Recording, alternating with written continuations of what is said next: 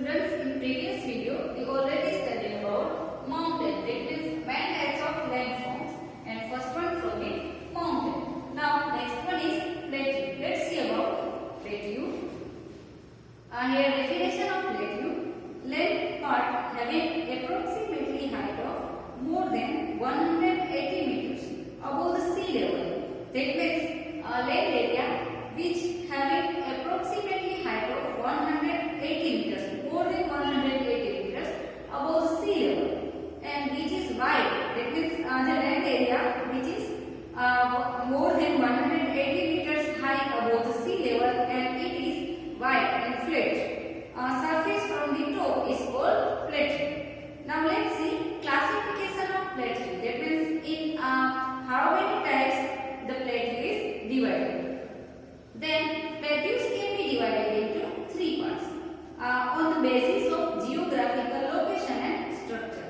That means on the basis of geographical location and structure, plateaus is divided into three parts. Then which are they? Let's see here.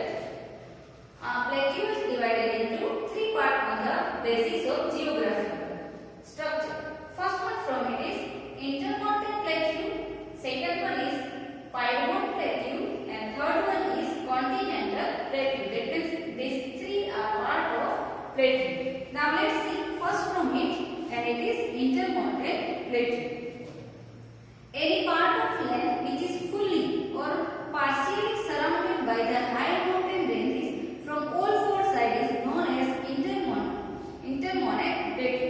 That means land area or part of any land which is fully or partially, that means in part or in fully surrounded, that is covered by the high mountain ranges from all the sides.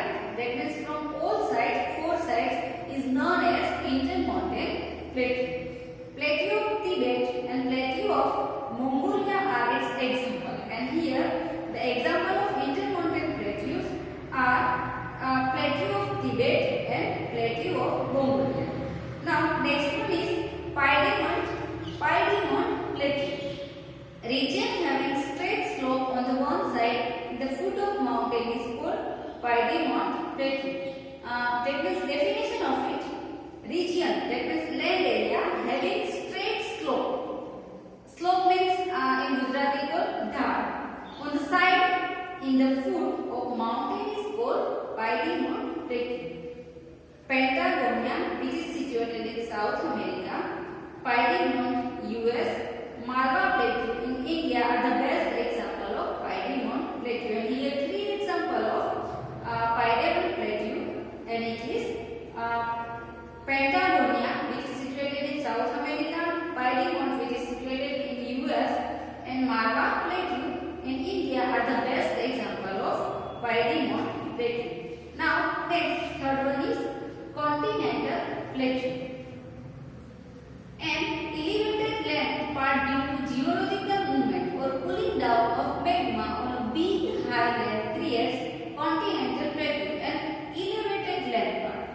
That means a rock or here land part due to geological movement or cooling down. That means this lava is cooling down, cooling down on a big highland creates continental plateau.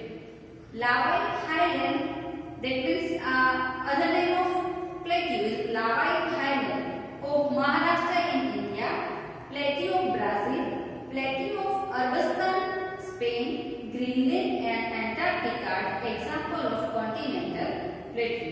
And here example of continental plateau are lava highland of Maharashtra in India, plateau of Brazil, plateau of Arabistan, Spain, Greenland and Antarctica are example of continental plateau. Now next point of view, importance of plateau. Now like mountain, how the importance of plateau for human being. Let's see. The lava soil of plateau is fertile and it is very favorable for cotton. That means the lava soil is very fertile and it is useful for the agriculture field. And this plateau is fertile and it is very favorable for the cotton crop.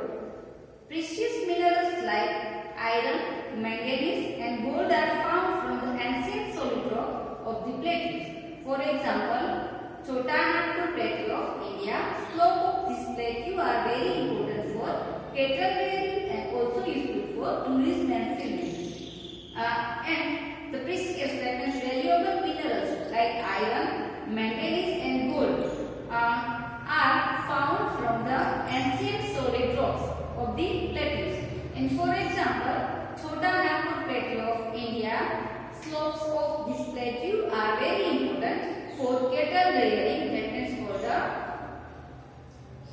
here cattle, and also useful for tourism and film industry. That means this plateaus is also useful for tourism. That means tour and film industry also. And plateaus has formed almost in the center of Saurashtra, Gujarat. That means it is situated on the center of Saurashtra in Gujarat. Now, next point, types of landforms. Third one is plains. Let's see about plains. Level land or flat land at the height of less than 180 meters level above the sea level is known as plain. Now, definition of plain: level land, that means in a surface of the earth or flat land at the height of less than 180 meters above the sea level is known as plain.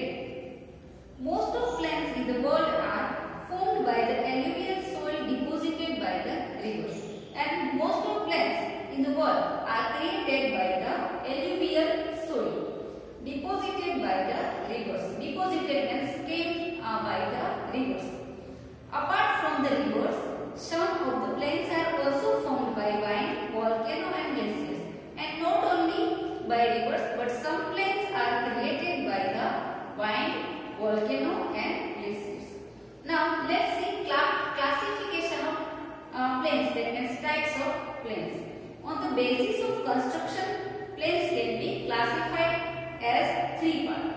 That means on the basis of construction, how it's constructed, plain can be classified in three types. Then they are coastal plain, erosional plain and depositional plain. That means plains are also divided in three parts: coastal plain, erosional plain and depositional plain. Now let's see first from it coastal plain, that means structural plain. Such plains are mainly formed near the seashore when the end of continental part of land near seashore is uplifted due to the geological movement. That means this type of plains are mainly formed near the seashore.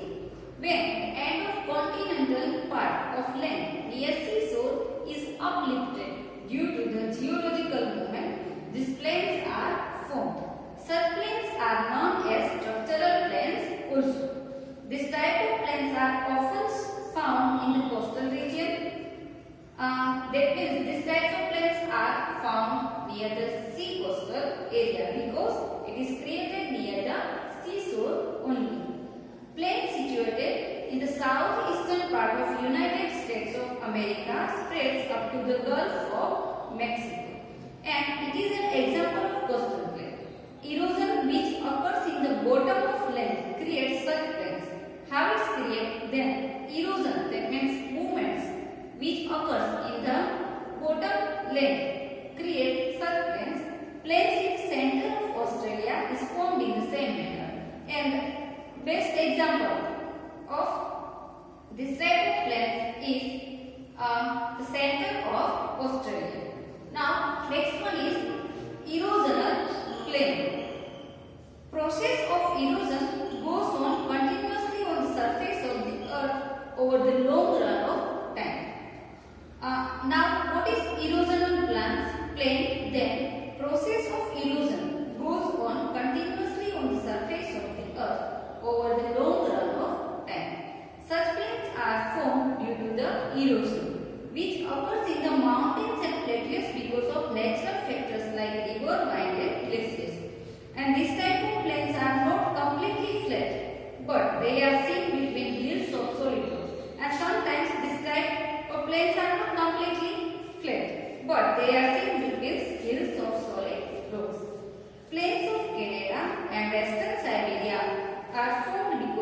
erosion. And here example of erosional plains are plains of Canada and Western Siberia are formed because of erosion.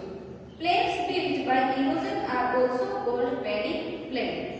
That means this erosion plain is also known as the name of mini paddy plain.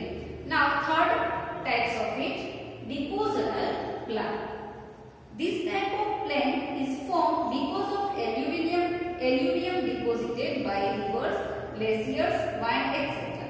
That means depositional plain are created because of alluvium deposited by rivers, glacier, mines, etc. in lakes or sea. Such plains are called depositional plain and also called riverine plain because it is formed by river or sea, so it is also known as the riverine plain. River plain of Ganga Yamuna in India, Honghu plain in North China, Lombardy plain formed by Po river in Italy are the unique example of alluvial plain. When plains are formed with the deposition of alluvial in the lakes, then they are called lake fields. And Kashmir Valley is an example of lake field in India. Now, last part of this, importance of plains. How plains are important for human beings. Then, places of human habitation and trade commerce are established in the fertile plain. First, most important point, that place of human habitation. That means human can build their habitat at this type of plains. And trade commerce. That means human can establish their construction of trade commerce established in the fertile plain. Flat plains have proved more useful for road routes and rail routes, and the flat plains have proved that it is useful more for road routes and rail routes. Cities having dense population are